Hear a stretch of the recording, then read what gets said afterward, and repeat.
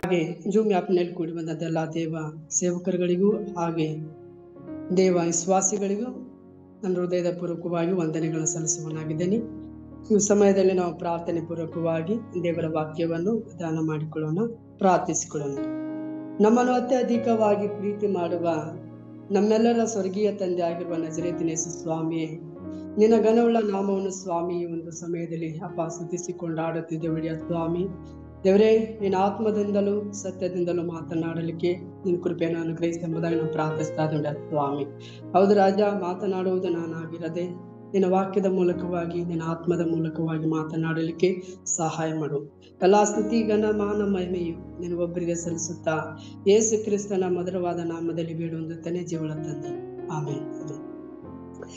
ದೇವರಿಗೆ ಸ್ತೋತ್ರವಾಗಲಿ. ಈ ಒಂದು ದಿನದಲ್ಲಿ ಸೇವಕರಾಗಿರುವ ರಾಬರ್ಟ್ ಥಾಮಸ್ ಇವರ ಸೇವೆಯ ಜೀವನದ ಮಾರ್ಗವನ್ನು ನಾವು ಈ ಒಂದು ದಿನದಲ್ಲಿ ತಿಳಿದುಕೊಳ್ಳುವವರಾಗಿದ್ದೇವೆ. ಇವರ ಸೇವೆಯ ಮಾರ್ಗವನ್ನು ತಿಳಿಯುವ ಮುಂಚಿತವಾಗಿ ಸತ್ಯವೇದದ ಆಧಾರ ವಚನವನ್ನು ಸ್ವಲ್ಪ ನಾವು ಧ್ಯಾನ ಮಾಡಿಕೊಳ್ಳೋಣ. ಸತ್ಯವೇದದ ಆಧಾರದ ವಚನ ಮತ್ತಾಯನ ಸುವಾರ್ತೆ 7ನೇ ಅಧ್ಯಾಯ 21ನೇ ವಚನದಿಂದ ಸ್ವಲ್ಪ ದೇವರ ವಾಕ್ಯ ಧ್ಯಾನ ಮಾಡಿಸಿಕೊಳ್ಳೋಣ. ಮತ್ತಾಯನ ಸುವಾರ್ತೆ 7ನೇ ಅಧ್ಯಾಯ ವಚನ 21. ನನ್ನನ್ನು ಸ್ವಾಮಿ ಸ್ವಾಮಿ ಅನ್ನುವವರೆಲ್ಲರೂ ಪರಲೋಕ ರಾಜ್ಯದಲ್ಲಿ ಸೇರುವರೆಂದು ನೆನೆಸಬೇಡಿರಿ.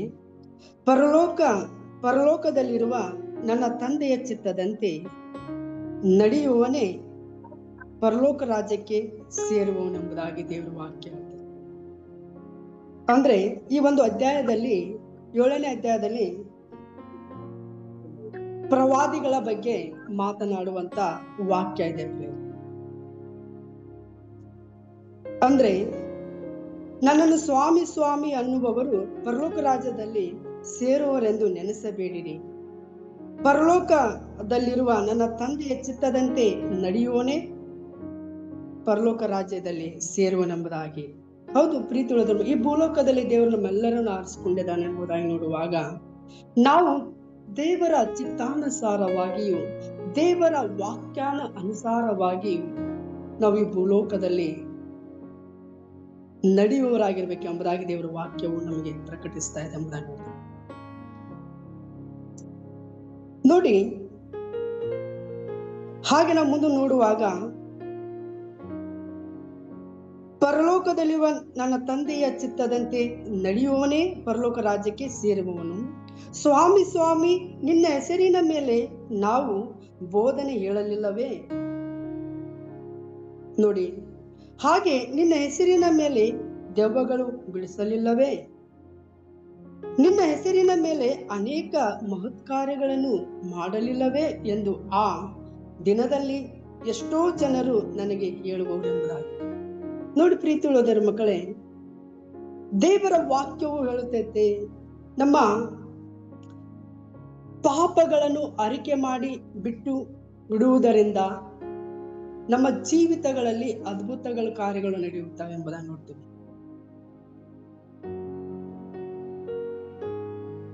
ಮೊದಲನೇದಾಗಿ ಪ್ರೀತಿಯುಳ್ಳವರ ಮಕ್ಕಳೇ, ನಾವು ಅದ್ಭುತಗಳ ಮೇಲೆ ಆಧಾರವಾಗಿ ನಾವು ಇಟ್ಟುಕೊಳ್ಳದೆ ದೇವರ ವಾಕ್ಯದ ಅನುಸಾರವಾಗಿ ನಾವು ಜೀವಿಸ್ತಾ ಇದ್ದೇವ? ನಾವು ದೇವರಿಗೆ ತುಂಬಾ ಹತ್ತಿರವಾಗಿರ್ತಾ ಇದ್ದೇವ? ದೇವರ ಮಾರ್ಗದಲ್ಲಿ ನಾವು ನಿಷ್ಠೆ ತಕ್ಕಂತೆವಾಗಿ ಜೀವಿಸ್ತಾ ಇದ್ದೇವೆ ಎಂಬುದಾಗಿ ನಾವು ಅದರ ಮೇಲೆ ನಾವು ಆಧಾರವಾಗಿರ್ಬೇಕೆಂಬುದಾಗಿ ದೇವರ ವಾಕ್ಯ ಹೇಳ್ತೈತೆ. ಹಾಗೆ ನಾವು ನೋಡುವಾಗ ಆಗ ನಾನು ಅವರಿಗೆ ನಾನಂತೂ ನಿಮ್ಮ ಗುರುತು ಕಾಣೇನು ಅಂತ ಹೇಳ್ತಾರೆ. ಧರ್ಮವನ್ನು ಮೀರಿ ನಡೆಯುವವರೇ ನನ್ನಿಂದ ತೊಲಗಿ ಹೋಗಿರಿ ಎಂದು ಎಲ್ಲರ ಮುಂದೆ ಹೇಳು ಬಿಡುವೆನೆಂಬುದಾಗಿ. ಅಂದ್ರೆ ದೇವರ ಧರ್ಮಶಾಸ್ತ್ರಗಳ ಕಟ್ಟಳೆಗಳನ್ನು ಮೀರಿ ನಡೆಯುವವರು ದೇವರಿಗೆ ಹತ್ತಿರವಾಗಿರುವುದಿಲ್ಲ ಎಂಬುದಾಗಿ ದೇವರ ವಾಕ್ಯ ನಮಗೆ ಈ ದಿನದಲ್ಲಿ ಪ್ರಕಟಿಸ್ತಾ ಇದ್ದೇವೆ. ದೇವರ ವಾಕ್ಯದ ನೋಡಿ, ವಿಮೋಚನೆ ಕಾಂಡ 20ನೇ ಅಧ್ಯಾಯ ನಾವು ದಶಾಜ್ಞೆಗಳನ್ನು ನೋಡ್ತೀವಿ. ಹಾಗೆ ಮತ್ತಾಯನ ಬರೆದ ಸುವಾರ್ತೆ 22ನೇ ಅಧ್ಯಾಯ 37ನೇ ವಚನದಲ್ಲಿ ನಾವು ನೋಡ್ತೀವಿ ಪ್ರೇರೆ. ಅಲ್ಲಿ ದೇವರ ವಾಕ್ಯ ಏನ್ ಹೇಳ್ತಾ ಇತ್ತಂದ್ರೆ, ಧರ್ಮಶಾಸ್ತ್ರದಲ್ಲಿ ಯಾವ ಆಜ್ಞೆ ಮುಖ್ಯವಾದದ್ದು ಎಂದು ಆತನನ್ನು ಕೇಳಿದಕ್ಕೆ ಆತನು, ನಿನ್ನ ದೇವರಾಗಿರುವ ಕರ್ತನನ್ನು ನಿನ್ನ ಪೂರ್ಣ ಹೃದಯದಿಂದಲೂ, ನಿನ್ನ ಪೂರ್ಣ ಪ್ರಾಣದಿಂದಲೂ, ನಿನ್ನ ಪೂರ್ಣ ಬುದ್ಧಿಯಿಂದಲೂ ಪ್ರೀತಿಸಬೇಕು ಎಂಬ ಆಜ್ಞೆಯೇ ಮುಖ್ಯವಾದದ್ದು ಮತ್ತು ಮೊದಲನೆಯದು. ಇದಕ್ಕೆ ಸಮಾನವಾದ ಎರಡನೇ ಆಜ್ಞೆ ಎಂದು ಒಂದು ಉಂಟು. ಅದು ಯಾವುದೆಂದರೆ, ನಿನ್ನ ನೆರೆಯವನು ನಿನ್ನಂತೆ ಪ್ರೀತಿಸಬೇಕು ಎಂಬುದೇ. ಈ ಎರಡು ಆಜ್ಞೆಗಳು ಎಲ್ಲಾ ಧರ್ಮಶಾಸ್ತ್ರಕ್ಕೂ ಪ್ರವಾದನೆ ಗ್ರಂಥಕ್ಕೂ ಆಧಾರವಾಗಿದೆ ಎಂದು ಹೇಳಿದಕ್ಕೆ. ನೋಡಿ ಪ್ರೀತಿ ಉಳಿದವರ ಮಕ್ಕಳೇ, ಈಗಿನ ದಿನಮಾನಗಳಲ್ಲಿ ನಾವು ನೋಡ್ತೀವಿ, ದೇವರ ಆಲಯಕ್ಕೆ ದೇವರ ವಿಶ್ವಾಸಿಗಳು ಬರ್ತಾರೆ, ಅದ್ಭುತಗಳಿಗಾಗಿ ಬರ್ತಿರ್ತಾರೆ. ಪ್ರೀತಿ ಉಳಿದವರ ಮಕ್ಕಳೇ, ನಾವು ದೇವರಿಗೆ ಹತ್ತಿರವಾಗಿರೋದಕ್ಕೆ ಬರುವವರಾಗಿರ್ಬೇಕಂತ ದೇವರ ವಾಕ್ಯ ನಮಗೆ ಹೇಳ್ತಾ ಇತ್ತೆ. ಹಾಗೆ ಇನ್ನೊಂದು ವಚನ ಓದಿ ನಾವು ಮುಗಿಸ್ತೀನಿ. ದೇವರಿಗೆ ಸ್ತೋತ್ರ. 1ನೇ ಯೋಹಾನನ ಬರೆದ ಸುವಾರ್ತೆ 4ನೇ ಅಧ್ಯಾಯದಲ್ಲಿ ಹೀಗೆ ಹೇಳ್ತೈತೆ, ಪ್ರಿಯರೇ, ಅನೇಕ ಮಂದಿ ಸುಳ್ಳು ಪ್ರವಾದಿಗಳು ಲೋಕದೊಳಗೆ ಬಂದಿರುವುದರಿಂದ ನೀವು ಆತ್ಮದ ಎಲ್ಲಾ ನುಡಿಗಳನ್ನು ನಂಬದೆ ಆಯಾ ನುಡಿಗಳು ದೇವರಿಂದ ಪ್ರೇರಿತವಾದವುಗಳೋ ಅಲ್ಲವೋ ಎಂದು ಅವುಗಳನ್ನು ಪರೀಕ್ಷಿಸಬೇಕೆಂಬುದಾಗಿ ದೇವರ ವಾಕ್ಯ ಹೇಳ್ತದೆ. ನೋಡಿ, ಲೋಕದಲ್ಲಿ ಮುಖವಾಡಗಳನ್ನು ಹಾಕಿಕೊಂಡು ಬೋಧೆಗಳನ್ನು ಹೇಳುವವರಾಗಿರ್ತಾರೆ. ಮುಖವಾಡ ಹಾಕಿಕೊಂಡು ದೇವರ ಆಲಯಕ್ಕೆ ಬಂದು ದೇವರ ಮಕ್ಕಳನ್ನು, ಆತ್ಮೀಯ ಮಕ್ಕಳನ್ನು ಕೆಡಿಸುವವರಾಗಿರ್ತಾರೆ ಎಂಬ ದೇವರ ವಾಕ್ಯ ಹೇಳುತ್ತೆ. ಮತ್ತೆ ನಾವು ನೋಡುವಾಗ, ಪ್ರೇರಿಸುವ ದೇವರ ಆತ್ಮನೇ ಎಂದು ತಿಳಿದುಕೊಳ್ಳುವುದಕ್ಕೆ ಲಕ್ಷಣವೇನೆಂದರೆ, ಮನುಷ್ಯನಾಗಿ ಬಂದ ಯೇಸು ಕ್ರಿಸ್ತನನ್ನು ಒಪ್ಪಿಕೊಳ್ಳುವ ಆತ್ಮವು ದೇವರಿಂದ ಪ್ರೇರಿತವಾದದ್ದು. ಮನುಷ್ಯನಾಗಿ ಬಂದ ಯೇಸು ಕ್ರಿಸ್ತನನ್ನು ಒಪ್ಪಿಕೊಳ್ಳುವ ಆತ್ಮವು ದೇವರಿಂದ ಪ್ರೇರಿತವಾದದ್ದು. ಯೇಸುವನ್ನು ಒಪ್ಪದೆ ಇರುವ ಆತ್ಮವು ದೇವರಿಂದ ಪ್ರೇರಿತವಾದದಲ್ಲ ಎಂಬುದಾಗಿ ದೇವರ ವಾಕ್ಯ. ಯೇಸುವನ್ನು ಒಪ್ಪದೆ ಇರುವ ಆತ್ಮವು ದೇವರಿಂದ ಪ್ರೇರಿತವಾದದ್ದಲ್ಲ, ಅದು ಕ್ರಿಸ್ತ ವಿರೋಧಿಯ ಆತ್ಮವಾಗಿದೆ ಎಂಬುದನ್ನು ಕ್ರಿಸ್ತ ವಿರೋಧಿಯ ಆತ್ಮವಾಗಿದೆ. ಅಂದ್ರೆ ನಾವು ನೋಡ್ತಾ ಇದ್ದೇವೆ, ಯೇಸುವನ್ನು ಒಪ್ಪದೆ ಇರುವ ಆತ್ಮ ಹೃದಯದಿಂದ, ಅಂತರಾಳದಿಂದ, ಪೂರ್ಣ ಹೃದಯದಿಂದ ಸ್ವೀಕರಿಸಿಕೊಳ್ಳದೆ ಇರುವಂತ ಆತ್ಮ ಯೇಸು ಕ್ರಿಸ್ತನ ವಿರೋಧವಾಗಿರುವಂತ ಆತ್ಮವಾಗಿದೆ ಎಂಬುದನ್ನು ನೋಡ್ತೇವೆ. ಹಾಗೆ ನಾವು ನೋಡುವಾಗ, ಅದು ಬರುವುದೆಂಬುದನ್ನು ನೀವು ಕೇಳಿದ್ದೀರಲ್ಲ, ಈಗಲೂ ಲೋಕದಲ್ಲಿ ಅದೇ ಎಂಬುದನ್ನು. ಈಗಲೂ ಸಹ ಲೋಕದಲ್ಲಿ ದೇವರ ಮಕ್ಕಳ ಮೇಲೆಯೂ ಮತ್ತೆ ಪ್ರವಾದನೆ ನುಡಿಯುವಂತ ದೇವ ಸೇವಕರುಗಳ ಮೇಲೆಯೂ ನಾವು ನೋಡ್ತಿರ್ತೇವೆ ಪ್ರೇರಣೆ. ಹಾಗೆ ನಾವು 6ನೇ ವಚನ ನೋಡುವಾಗ, ನಾವಂತೂ ದೇವರಿಂದ ಹುಟ್ಟಿದವರಾಗಿ ಇದ್ದೇವೆ, ದೇವರನ್ನು ಬಲ್ಲವನು ನಮ್ಮ ಮಾತು ಕೇಳುತ್ತಾನೆ. ನಾವು ದೇವರಿಗೆ ಹತ್ರವಾಗಿರುವವರು, ದೇವ ವಿಶ್ವಾಸಿಗಳು ದೇವರ ಮಾತುಗಳನ್ನು ಕೇಳುವವರಾಗಿರ್ತಾರಂತೆ. ದೇವರಿಂದ ಹುಟ್ಟದವನು ನಮ್ಮ ಮಾತನ್ನು ಕೇಳುವುದಿಲ್ಲ. ಇದು ಸತ್ಯವನ್ನು ಬೋಧಿಸುವ ಆತ್ಮ, ಇದು ಸತ್ಯವನ್ನು ಬೋಧಿಸುವ ಆತ್ಮ, ಅದು ಸುಳ್ಳನ್ನು ಬೋಧಿಸುವ ಆತ್ಮ. ಅಂದ್ರೆ ದೇವರ ಮಾತನ್ನು ಕೇಳುವ ಪ್ರತಿಯೊಬ್ಬ ಮನುಷ್ಯನು ಸತ್ಯದ ಆತ್ಮದಲ್ಲಿ ಜೀವಿಸ್ತಾನಂತೆ. ದೇವರ ಮಾತನ್ನು ಅರಿಯದೇ ಇರುವ, ದೇವರ ಮಾತುಗಳನ್ನು ಅಲ್ಗಡಿಸುತ್ತಿರುವ ಮನುಷ್ಯರು ದೇವರ ಆತ್ಮಕ್ಕೆ ಪ್ರೇರಿತರಾದವರಲ್ಲ ಅಂತ ದೇವರ ವಾಕ್ಯ ಹೇಳ್ತಾರೆ. ಹಾಗೆ ಆ ಬೋಧಿಸುವ ಸುಳ್ಳನ್ನು ಬೋಧಿಸುವ ಆತ್ಮವೆಂದು ಇದರಿಂದ ತಿಳಿದುಕೊಳ್ಳುತ್ತೇವೆ ಎಂಬ. ಪ್ರೀತಿಯುಳ್ಳ ಮಕ್ಕಳೇ, ಇವಾಗ ನೋಡಿ, ದೇವರ ಸೇವಕರಾಗಿರುವ ರಾಬರ್ಟ್ ಥಾಮಸ್ ಇವರ ಸೇವೆಯ ಜೀವಿತದ ಮಾರ್ಗವನ್ನು ನಾವು ಸ್ವಲ್ಪ ಹೊತ್ತು ಧ್ಯಾನ ಮಾಡೋಣ.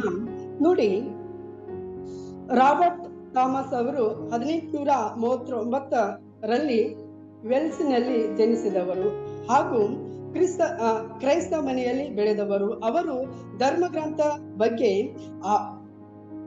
ಆರಂಭಿಕ ಪ್ರೀತಿಯನ್ನು ತೋರಿಸಿದವರೆಂಬುದಾಗಿ ನೋಡ್ತೇವೆ ಮತ್ತು ಮಿಷನರಿಗಳ ಸೇವೆ ಸಲ್ಲಿಸುವ ಆಳವಾದ ಬಯಕೆಯು ಬೆಳೆಸಿಕೊಂಡು ಬರ್ತಾ ಇದ್ದಾರೆ ಎಂಬುದಾಗಿ ನೋಡ್ತೇವೆ.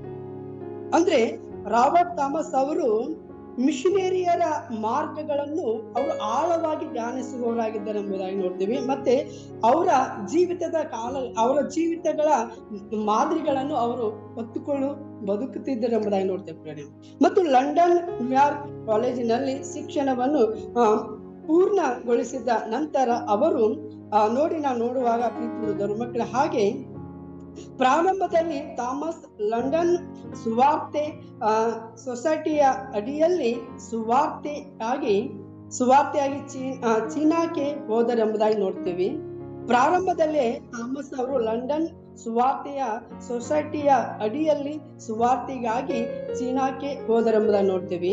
ಮತ್ತು ಚೀನಾ ರಾಜಕೀಯವಾಗಿ ಅಸ್ಥಿವಾದದ ಮತ್ತು ವಿದೇಶಿಯರಿಗೆ ಹೆಚ್ಚಾಗಿ ಪ್ರತಿಕೂಲವಾಗಿದ್ದ ಸಮಯದಲ್ಲಿ ಅವರು ಸಾಗೇನ್ನಲ್ಲಿ ಅನುವಾದಕ ಮತ್ತು ಸುವಾರ್ತೆ ಬೋಧಕರಾಗಿ ಸೇವೆ ಸಲ್ಲಿಸಿದರೆಂಬುದನ್ನು ನೋಡ್ತಿದ್ದೇವೆ. ನೋಡಿ, ಅವರು ಚೀನಾ ದೇಶಕ್ಕೆ ಸುವಾರ್ತೆಯನ್ನು ಸಾರಲಿಕ್ಕೆ ಹೋದರೆಂಬುದನ್ನು ನೋಡ್ತೀವಿ. 1832ರಲ್ಲಿ ಕೊರಿಯಾಕ್ಕೆ ಭೇಟಿ ನೀಡಿ ಕೊರಿಯಾದ ಜನರಿಗೆ ಚೀನಾ ಬೈಬಲ್ಗಳನ್ನು ಮತ್ತು ವಿತರಿಸಿದ ಮೊದಲನೇ ವ್ಯಕ್ತಿ ಎಂಬುದನ್ನು ನೋಡ್ತೀವಿ ಇವರು. ಹಾಗೂ ರಾಬರ್ಟ್ ಥಾಮಸ್ ಅವರು ಅವರು 2.5 ತಿಂಗಳ ಕಾಲ ಅವರು ದೇವರ ವಾಕ್ಯವನ್ನು ಆ ಜನಗಳಿಗೆ ಸಾರುತ್ತಿದ್ದರೆಂಬುದನ್ನು ನೋಡ್ತೀವಿ. ಹಾಗೂ ಜನರು ಅವರ ಭಾಷೆಯನ್ನು ಸಾಧ್ಯವಾದಷ್ಟು ಕಲಿತರೆಂಬುದನ್ನು ನೋಡ್ತೀವಿ. ಮತ್ತು ಅವರು ಕರಪತ್ರಗಳನ್ನು ಹಾಗೂ ಹೊಸ ಒಡಂಬಡಿಕೆಗಳನ್ನು ಚೀನಾ ಭಾಷೆಯಲ್ಲಿ ವಿತರಿಸಿದರೆಂಬುದಾಗಿ ನೋಡ್ತಿದ್ದೆ ಆ ಜನಗಳಿಗೆ. ಪ್ರೀತಿಯುಳ್ಳ ಜನರು ನೋಡಿ, ರಾಬರ್ಟ್ ಥಾಮಸ್ ಅವರು ಆ ಜನಗಳಿಗೆ, ಪ್ರೀತಿಯುಳ್ಳದರು ಮಕ್ಕಳೇ, ದೇವರ ವಾಕ್ಯವನ್ನು ಪ್ರಕಟಿಸಿದರು. ಮತ್ತು ಅಲ್ಲಿದ್ದಂತ ಜನಗಳಿಗೆ ದೇವರ ಕರಪತ್ರಗಳನ್ನು ಮತ್ತು ಹೊಸ ಒಡಂಬಡಿಕೆಗಳನ್ನು ಹಂಚಿದರೆಂಬುದಾಗಿ ನೋಡ್ತಿದ್ದೇನೆ. ಮತ್ತು ಚೀನಾದಲ್ಲಿದ್ದಾಗ ಥಾಮಸ್ ಕೊರಿಯಾದ ಆಧ್ಯಾತ್ಮಿಕ ಅಗತ್ಯತೆಗಳ ಬಗ್ಗೆ ಅರಿತುಕೊಂಡವರಾಗಿದ್ದರಂತೆ. ಚೀನಾದಲ್ಲಿದ್ದಾಗ ಥಾಮಸ್ ಕೊರಿಯಾದ ಆಧ್ಯಾತ್ಮಿಕ ಅಗತ್ಯತೆಗಳ ಬಗ್ಗೆ ಅರಿತುಕೊಂಡವರಾಗಿದ್ದರು. ಆ ಸಮಯದಲ್ಲಿ ಅದರ ಪ್ರತ್ಯೇಕತಾವಾದಿ ನೀತಿಗಳಿಂದಾಗಿ ಸನ್ಯಾಸಿ ಸಮಾಜ ಎಂದು ಕರೆಯಲಾಗುತ್ತಿತ್ತು. ಕೊರಿಯಾ ಹೊರಗಿನವರಿಗೆ ಮುಚ್ಚಲ್ಪಟ್ಟಿತ್ತು ಮತ್ತು ಕ್ರೈಸ್ತ ಜನರು ತೀವ್ರ ಕಿರುಕುಳವನ್ನು ಎದುರಿಸಿದರೆಂಬುದನ್ನು ಆ ಚೀನಾ ದೇಶದಲ್ಲಿರುವಂತಹ ಕೊರಿಯಾ ಆಧ್ಯಾತ್ಮಿಕವಾಗಿರುವಂತ ಥಾಮಸ್ ಅವರು ಅಲ್ಲಿ ಒಂದು ಸೇವೆ ಸಲ್ಲಿಸಿದರೆಂಬುದನ್ನು ನೋಡ್ತೀವಿ. ಅಲ್ಲಿದ್ದಂತ ಜನಗಳು ಘೋರವಾದ ಆ ಒಂದು ದೇಶದಲ್ಲಿರುವಂತಹ ಜನಗಳಿಗೆ ತುಂಬಾ ಹಿಂಸೆಗಳನ್ನು ಅನುಭವಿಸುತ್ತಿದ್ದಾರೆ ಎಂಬುದನ್ನು ನೋಡ್ತೀವಿ. ಹಾಗೆ ಮುಂದುವರಿಸಿ ನೋಡುವಾಗ ಅಪಾಯದ ಹೊರತಾಗಿಯೂ ಕೊರಿಯನ್ ಜನರಿಗೆ ಸುವಾರ್ತೆಯನ್ನು ತರಲು ದೇವರಿಂದ ಪ್ರಬಲವಾದ ಕರೆ ಬಂದಿದ್ದೆಂಬುದನ್ನು, ಅಂತ ಅಪಾಯದ ಸಜೆಷನ್ ಇದ್ದರೂ ಸಹ ಪ್ರೀತಿಯುಳ್ಳದರ ಮಕ್ಕಳೇ, ಅವರು ಆ ಜನಗಳಿಗೆ ಸುವಾರ್ತೆಯನ್ನು ಸಾರುತ್ತಿದ್ದಾರೆ ಎಂಬುದಾಗಿ ನೋಡ್ತಾರೆ. ಪ್ರೀತಿಯುಳ್ಳದರ ಮಕ್ಕಳೇ, ರಾಬರ್ಟ್ ಥಾಮಸ್ ಅವರ ಜೀವನದ ಮಾರ್ಗವನ್ನು ಸಹ ನಾವುಗಳು ಕಲಿತುಕೊಳ್ಳುವರಾಗಿರ್ಬೇಕೆಂಬ ದೇವರ ವಾಕ್ಯ.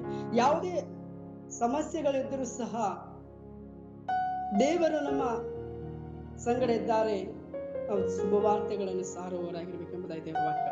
ಯಾವುದೇ ಸ್ಥಳಗಳಿಗೆ ಕಳಿಸಿದ್ರು ಸಹ ಪ್ರೀತಿಯುಳ್ಳದರ ಮಕ್ಕಳೇ, ದೇವರ ವಾಕ್ಯವನ್ನು ಪ್ರಕಟಿಸಬೇಕೆಂಬುದಾಗಿ ದೇವರ ವಾಕ್ಯ ನಮಗೆ ಪ್ರಕಟಿಸ್ತಾ ಇದ್ದೇವೆ. ಹಾಗೆ ನಾವು ಮುಂದುವರಿಸಿ ನೋಡುವಾಗ ಪ್ರತಿ ಪೀಳಿಗೆಯಲ್ಲಿಯೂ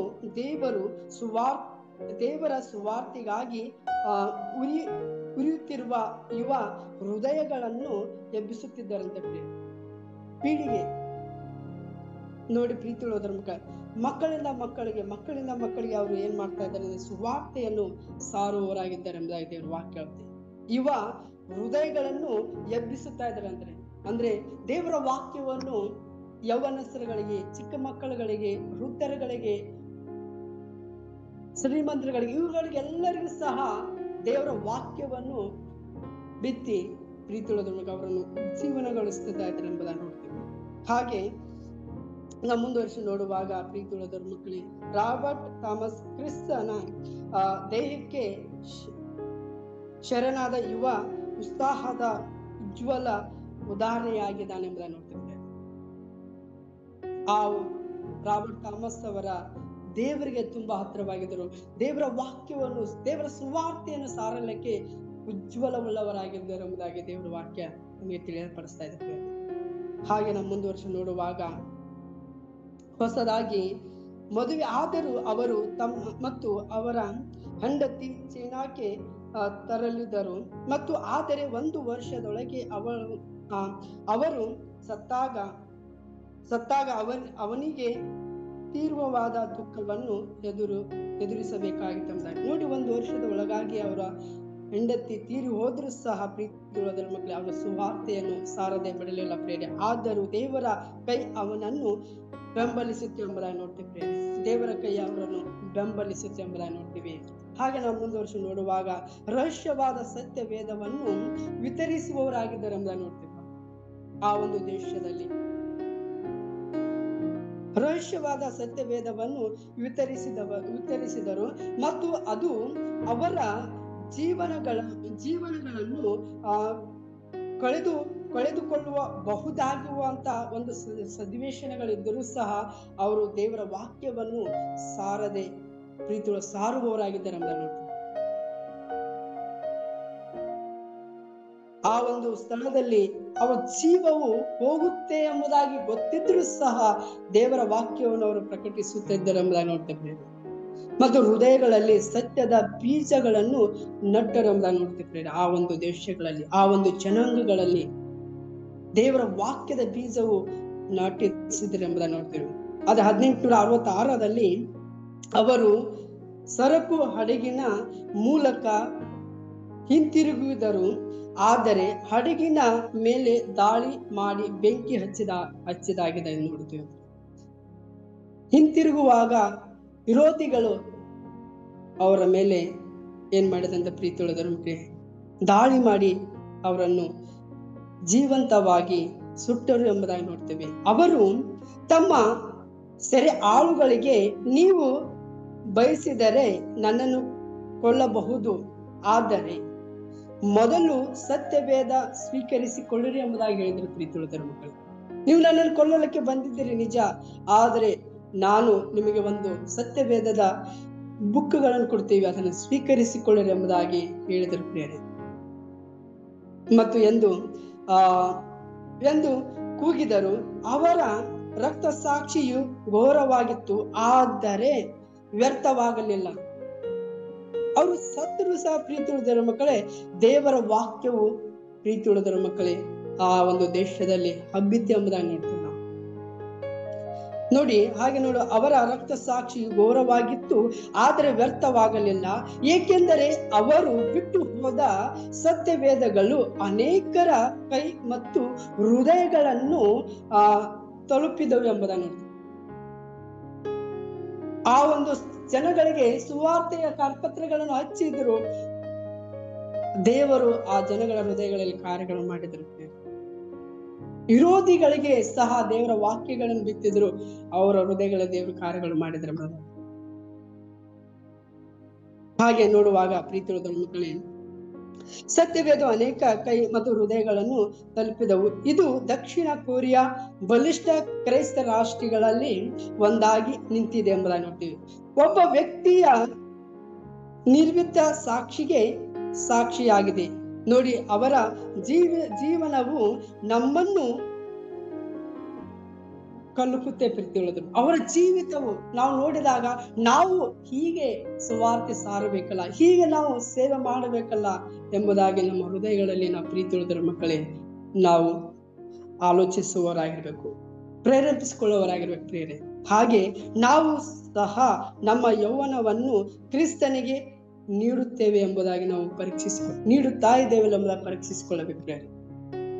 ನಾವು ಯೌವನದಲ್ಲಿ ಇದ್ದಾಗಲೇ ಪ್ರೀತಿ ಉಳಿದ ಮಕ್ಕಳೇ, ಹಾಗೆ ಸೇವೆ ಮಾಡುತ್ತಿರುವ ಎಲ್ಲಾ ಸೇವಕರುಗಳಾಗಲಿ, ಎಲ್ಲಾ ದೇವ ಸ್ವಾರ್ಥಿಗಳಾಗಲಿ, ನಶಿಸಿ ಹೋಗುತ್ತಿರುವ ಆತ್ಮಗಳಿಗೆ ದೇವರ ವಾಕ್ಯವು ನಾವು ಸಾರಿದಾಗ ದೇವರು ಕಾರ್ಯಗಳನ್ನು ಮಾಡುವರಾಗಿದ್ದಾರೆ. ದೇವರ ವಾಕ್ಯ ಹೇಳುತ್ತೆ, ಪ್ರಸಂಗಿ 11ನೇ ಅಧ್ಯಾಯ 1ನೇ ವಚನ ಹೀಗೆ ಹೇಳುತ್ತೆ. ಪ್ರೀತಿ ಉಳಿದ ಮಕ್ಕಳೇ, ಪ್ರಸಂಗಿ 11ನೇ ಅಧ್ಯಾಯ ಹೀಗೆ, ನಿನ್ನ ಆಹಾರವನ್ನು ನೀರಿನ ಮೇಲೆ ಚೆಲ್ಲು, ಬಹುದಿನದ ಮೇಲೆ ಅದು ನಿನಗೆ ಸಿಕ್ಕುವುದು ಎಂಬುದಾಗಿ ನೋಡುತ್ತೇವೆ. ನಿನ್ನ ಆಹಾರವನ್ನು ನೀರಿನ ಮೇಲೆ ಚೆಲ್ಲು, ಬಹುದಿನದ ಮೇಲೆ ಅದು ನಿನಗೆ ಸಿಕ್ಕುವುದು. ನೋಡಿ ಪ್ರೀತಿ ಉಳಿದ ಮಕ್ಕಳೇ, ನೀರೆಂಬುದಾಗಿ ನೋಡುವಾಗ ದೇವರ ವಾಕ್ಯ ಎಂಬುದಾಗಿ ನೋಡ್ತಿದ್ದೇವೆ. ಆಹಾರ ಎಂಬುದಾಗಿ ನೋಡುವಾಗ ದೇವರ ವಾಕ್ಯ ಎಂಬುದಾಗಿ ನೋಡ್ತೇವೆ. ಆ ಒಂದು ವಾಕ್ಯವು ಒಬ್ಬ ಅರಿಯದೇ ಇರುವಂತಹ ಜನಗಳಿಗೆ ನಾವು ದೇವರ ವಾಕ್ಯವನ್ನು ಹೇಳಿದಾಗ ದೇವರಲ್ಲಿ ಕಾರ್ಯಗಳನ್ನು ಮಾಡುವನಾಗಿದ್ದಾನೆ ಎಂಬುದಾಗಿ ದೇವರ ವಾಕ್ಯ ಹೇಳುತ್ತೆ. ಸುವಾರ್ತೆ ಸಾರುವವರು ಎಲ್ಲ ದೇವ ಭಕ್ತಾದಿಗಳಾಗಿ, ದೇವರ ಸೇವಕರುಗಳಾಗಲಿ, ಪ್ರೀತಿ ಉಳಿದ ಮಕ್ಕಳೇ, ನಾವು ಅನ್ಯ ಜನಗಳಿಗೆ ಒಂದು ವಾಕ್ಯವು ಹೇಳಿದಾಗ, ದೇವರ ಮಾತನ್ನು ಹೇಳಿದಾಗ ದೇವರಲ್ಲಿ ಕಾರ್ಯಗಳನ್ನು ಮಾಡುವನಾಗಿದ್ದಾನೆ ಎಂಬುದಾಗಿ ದೇವರ ವಾಕ್ಯವು ನಮಗೆ ಪ್ರಕಟಿಸ್ತಾ ಇದೆ ಎಂಬುದಾಗಿ ನೋಡ್ತಿದ್ದೇವೆ. ಹಾಗೆ ನಾವು ನೋಡುವಾಗ ಯೋಹಾನನ ಬರೆದ ಸುವಾರ್ತೆ 12ನೇ ಅಧ್ಯಾಯದಲ್ಲಿ ಹೀಗೆ ಹೇಳುತ್ತೆ. ಪ್ರೀತಿ ಉಳಿದ ಮಕ್ಕಳೇ, 12ನೇ ಅಧ್ಯಾಯದಲ್ಲಿ 24ನೇ ವಚನ, ನಿಮಗೆ ನಿಜ ನಿಜವಾಗಿ ಹೇಳುತ್ತೇನೆ, ಗೋಧಿಯ ಕಾಳು ಭೂಮಿಯಲ್ಲಿ ಬಿದ್ದು ಸಾಯದಿದ್ದರೆ ಒಂದಾಗಿ ಉಳಿಯುವುದು, ಸತ್ತರೆ ಬಹು ಫಲ ಕೊಡುವುದು ಎಂಬುದಾಗಿ. ಪ್ರೀತಿ ಉಳಿದ ಮಕ್ಕಳೇ, ನಾವು ಪಾಪದ ಪಾಲಿಗೆ ಸತ್ತು ನಾವು ಹೊಸವರಾಗಿ ಬೆಳೆತವರಾಗಿರ್ಬೇಕೆಂಬ ದೇವರ ವಾಕ್ಯ. ನಿಮಗೆ ನಿಜ ನಿಜವಾಗಿ ಹೇಳುತ್ತೇನೆ, ಗೋಧಿಯ ಕಾಳು ಭೂಮಿಯಲ್ಲಿ ಬಿದ್ದು ಸಾಯದೆ ಇದ್ದರೆ ಅದು ಒಂದೇ ಉಳಿತೈತೆ ಪ್ರೇರಣೆ. ನಾವು ಆ ರೀತಿಯಾಗಿ ಇರದೆ ನಾವು ಪ್ರೀತಿ ಉಳಿದ ಮಕ್ಕಳೇ ಸತ್ತು ಬಹಳ ಫಲ ಕೊಡುವ ವ್ಯಕ್ತಿಗಳಾಗಿ ಬದುಕಬೇಕೆಂಬುದಾಗಿ ನೋಡ್ತಿದ್ದೇವೆ. ಅಂದ್ರೆ ನಮ್ಮ ಪಾಪದ ಪಾಲಿಗೆ ಸತ್ತು ನಾವು ಈ ತರಗಳ ಜನಗಳಿಗೆ ನಾವು ಒಳ್ಳೆಯ ವ್ಯಕ್ತಿ, ಕ್ರಿಸ್ತನ ಮಕ್ಕಳ ವ್ಯಕ್ತಿಗಳಾಗಿ ನಾವು ಕಾಣಿಸುವರಾಗಿರ್ಬೇಕೆಂಬ ದೇವರ ವಾಕ್ಯ ನಮಗೆ ಪ್ರಕಟಿಸ್ತಾ ಇದ್ದೇವೆ. ನೋಡಿ, ರಾಬರ್ಟ್ ಥಾಮಸ್ ಅವರ ಜೀವನದ ಮಾರ್ಗವು ಪ್ರೀತಿ ಉಳಿದ ಕಡೆ, ಸೇವೆಯ ಜೀವಿತದ ಮಾರ್ಗವು, ಅವರ ಜೀವವು ಹೋಗುತ್ತಾ ಇದ್ರೂ ಸಹ ಸತ್ಯ ಕಾರ್ಪತ್ರಗಳನ್ನು ಕೊಟ್ಟು ಪ್ರೀತಿ ಉಳಿದ ಮಕ್ಕಳು ಸತ್ಯ ವಾಕ್ಯವನ್ನು ಅವರು ಪ್ರಕಟಿಸಿದ್ರೆ ಎಂಬುದಾಗಿ ನಾವು ನೋಡ್ತೇವೆ. ಹಾಗೆ ನಾವು ನೋಡುವಾಗ ಧೈರ್ಯಶಾಲಿ ವಿಧೇಯತೆ, ದೇವರ ಕರೆಯನ್ನು ಅನುಸರಿಸುವುದು ಅಂದರೆ ಥಾಮಸ್ ನಮಗೆ ತೋರಿಸುತ್ತಾ ಅದು ಅಪಾಯಕ್ಕೆ ಕಾರಣವಾದದ್ದು ಸಹ ನಾವು ಧೈರ್ಯದಿಂದ ಸಾರುವರಾಗಿದ್ದೇವೆ. ಧೈರ್ಯಶಾಲಿಗಳಾಗಿ ನಮ್ಮ ಜೀವಿತವು ಸುವಾರ್ತೆಯಲ್ಲಿ ನಾವು ನಿಲ್ಲುವರಾಗಿರ್ಬೇಕಂತ ದೇವರ ವಾಕ್ಯ ಆಗುತ್ತೆ. ಪ್ರೀತಿ ಉಳಿದ ಮಕ್ಕಳೇ, ದೇವರ ವಾಕ್ಯವು ನಮ್ಮನ್ನು ಉಜ್ಜೀವನಗೊಳಿಸುತ್ತದಾಗಿದೆ ಪ್ರೇರಣೆ. ಹಾಗೆ ವಾಕ್ಯದ ಮೇಲಿನ ಉತ್ಸಾಹ ನಮ್ಮ ಜೀವಿತಗಳಲ್ಲಿ ತುಂಬಿಕೊಳ್ಳುವರಾಗಿರಬೇಕು. ಥಾಮಸ್ ನಂತೆಯೇ ಪ್ರತಿಯೊಬ್ಬ ವ್ಯಕ್ತಿಯು ಅವರ ಸ್ವಂತ ಭಾಷೆಯಲ್ಲಿ ದೇವರ ವಾಕ್ಯಕ್ಕೆ ಪ್ರವೇಶವನ್ನು ಹೊಂದಬೇಕೆಂದು ನಾವು ಬಯಸುವರಾಗಿರಬೇಕು. ನೋಡಿ, ಹೇಗೆ ದೇವರ ವಾಕ್ಯವು ಅವರ ಭಾಷೆ ಬರಲಿದ್ರೂ ಸಹ ಪ್ರೀತಿ ಉಳಿದ ಮಕ್ಕಳೇ ದೇವರ ವಾಕ್ಯವನ್ನು ಅವರು ಸಾರಿದರು. ಆ ಜನಗಳಿಗೂ ಸಹ ಅವರ ಮಾತುಗಳು ತಿಳಿಲಿದ್ದರೂ ಸಹ ಅವರು ದೇವರ ವಾಕ್ಯವನ್ನು ಸಾರಿದರು. ದೇವರಲ್ಲಿ ಕಾರ್ಯಗಳನ್ನು ಮಾಡ್ತಾರೆ ಎಂಬುದಾಗಿ ನಾವು ದೇವರಲ್ಲಿ ಕಾರ್ಯ ಮಾಡ್ತಾರೆ ಎಂಬುದಾಗಿ ನಂಬೋರಾಗಿ ನಾವು ಅವರೇ ಯಾವ ಭಾಷೆಗಳಿಗೆ ನಾವು ಸುವಾರ್ತೆ ಸಾರಿದ್ರು ಸಹ ಪ್ರೀತಿ ಉಳಿದ ಮಕ್ಕಳೇ ಅವರು ಅರ್ಥ ಮಾಡಿಕೊಳ್ಳುವಂತಹ ದೇವರು ಮನಸ್ಸನ್ನು ನೀಡುವವರಾಗಿರ್ತಾರೆ ಎಂಬುದಾಗಿ ನೋಡ್ತೀವಿ. ಪ್ರೀತಿ ಉಳಿದ ಮಕ್ಕಳೇ, ರಾಬರ್ಟ್ ಥಾಮಸ್ ಅವರ ಸೇವೆಯ ಜೀವಿತದ ಮಾರ್ಗವು ಸಹ ಪ್ರೇರೆ ನಾವುಗಳು ಕಲಿತುಕೊಂಡು ನಡೆಯುವರಾಗಿರ್ಬೇಕೆಂಬ ದೇವರ ವಾಕ್ಯ. ನಮ್ಮ ನಾವು ಸತ್ತು ಪಾಪದ ಪಾಲಿಗೆ ಸತ್ತು ಒಳ್ಳೆ ವ್ಯಕ್ತಿಗಳಾಗಿ ಬದುಕಬೇಕು, ಒಳ್ಳೆ ಫಲಭರಿತರಾಗಿ ನಾವು ಜೀವಿಸಬೇಕೆಂಬ ದೇವರ ವಾಕ್ಯ. ದೇವರ ತಾನೇ ವಾಕ್ಯದ ಮೂಲಕ ನಮ್ಮೆಲ್ಲರನ್ನು ಆಶೀರ್ವಾದ ಮಾಡಲಿ. ಪ್ರಾರ್ಥನೆ ಮಾಡಿಕೊಳ್ಳೋಣ. ನಮ್ಮನ್ನು ಅತ್ಯಧಿಕವಾಗಿ ಪ್ರೀತಿ ಮಾಡುವ ನಮ್ಮ ಪರಮ ತಂದೆ ಆಗಿರುವ ನಜರೇತಿನ ಯೇಸುವೇ, ನಿನ್ನ ನಾಮಕ್ಕೆ ಸ್ತೋತ್ರವಾಗಲಿ ಸ್ವಾಮಿ.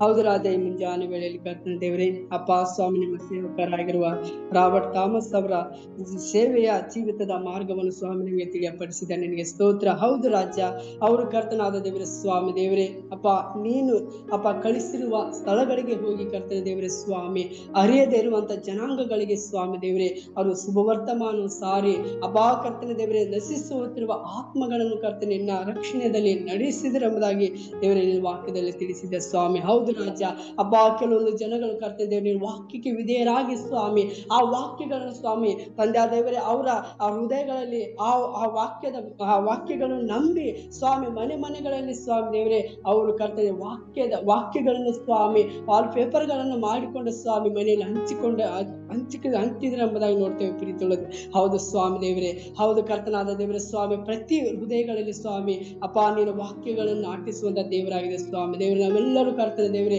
ಅಪ್ಪ ಶುಭವರ್ತಮಾನ ಸಾರಲಿಕ್ಕೆ ಹೋದಾಗ ಕರ್ತನೆ ದೇವರೇ ಅಪ್ಪ ನಶಿಸುವ ಆತ್ಮಗಳಿಗೆ ನೀನು ವಾಕ್ಯ ಬಿತ್ತುವಾಗ ದೇವರ ಅಲ್ಲಿ ಕಾರ್ಯಗಳನ್ನು ಮಾಡುವಂತ ದೇವರಾಗಿದೆ ಸ್ವಾಮಿ ಎಂದು ನಾವು ನಂಬುತ್ತೇವೆ ಸ್ವಾಮಿ.